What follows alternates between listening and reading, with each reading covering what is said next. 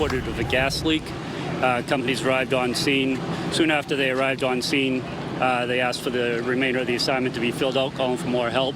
And there was an explosion, it appears, that took place with obviously a lot of damage to the building.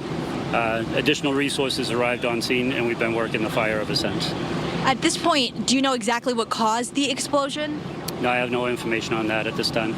And we understand 3 firefighters had to be transported. Can you tell us a little bit how they're doing, the status of them? Is it just 3 firefighters? Tell us what you know. Yeah, as far as I know, it's just 3 firefighters that were transported to the scene with injuries. I don't believe them to be life-threatening at this time, and they are at the hospital. And in terms of the scale of a fire like this, how do you even begin to try to take this on? Step by step, it's a little bit of organized chaos, but we got it under control as fast as we could. We encountered some water supply issues, and obviously the damage to the building. We were unable to get too far into the structure before it started collapsing, and then we had to evacuate the building and go to a defensive operation. In terms of the explosion, were the firefighters in the building at that time? How did that all happen? Yeah, they were investigating the gas leak at that point in time. Realized they had a significant leak, called for additional resources, and then the explosion took place. And then when something like that happens, what do you do? Do you get everybody out of the building as soon as possible? Yeah, they were already working on evacuating the building. Mayday was transmitted, which is the firefighters' call for help, and we deployed the resources to rescue them and everybody we could from the building.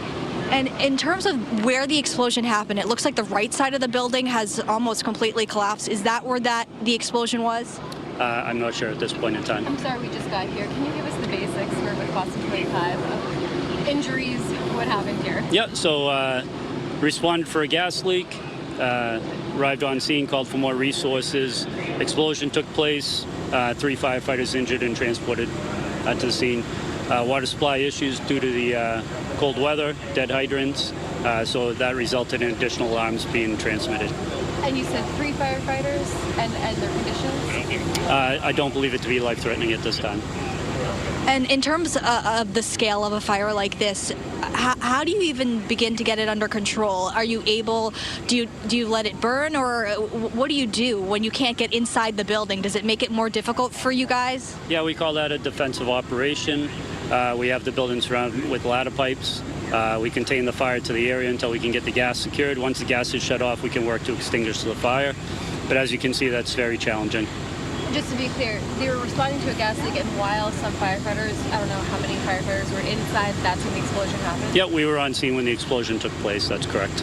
I mean, how startling was that for your guys? I can't speak to that at this point in time, but I'm guessing it was pretty shocking. And in terms of, you are asking people to avoid this area as much as possible. Yep. What do you tell people in the community who may be concerned or anxious right now to be living here or working here? What do you tell them? This is an isolated incident to this address. Please avoid the area. We're operating at a 4th alarm level at this point in time, which is a significant event for the city. We're hoping to start working towards demobilizing some of the operation. So you don't believe these other businesses are impacted by the gas leak or anything like that? That's correct. And in terms of your investigation, State Fire Marshal Toomey, how does that look like for you? How do you work with the community to try to figure out how this all started and what may have caused the explosion? Sure. We'll partner closely with Chief Buxton's team of investigators to determine what the cause was. We do know there was a 911 call placed at about 2:15 for a smell of gas in the building. So we have 5 staff here right now that are just starting to do interviews with the people that were in the building. We understand there might have been as upwards of 40 people in the building. So we're making sure that everyone's accounted for at this point. We're still working through that, so we don't have any numbers at this point yet. And we'll be interviewing the first arriving firefighters that were here to determine and see if we can figure out where that explosion happened and why that explosion happened. So it'll take us a while. The department's still working on putting the fire out, but once it's out, we'll begin our investigations, looking at really what the building is and looking at the gas system and figure out why. We are pretty confident it's isolated, as the chief indicated, so there's really no concern for anyone in the immediate area as far as that goes.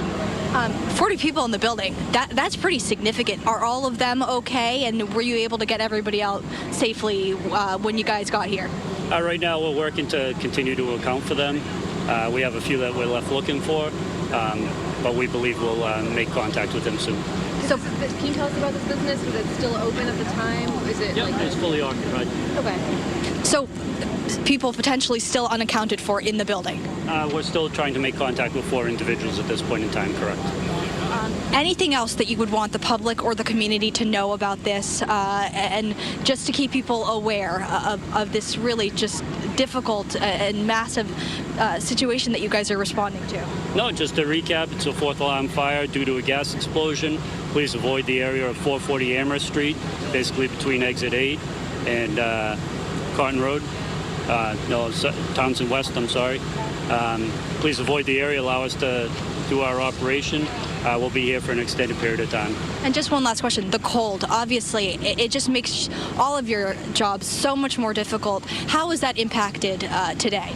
It slows down operations, and we have to take extra precautions due to the cold and rotate the responders to allow them to warm up and keep working, but not too bad. Can you tell us your names? Chief Steve Buxton, BUXTON.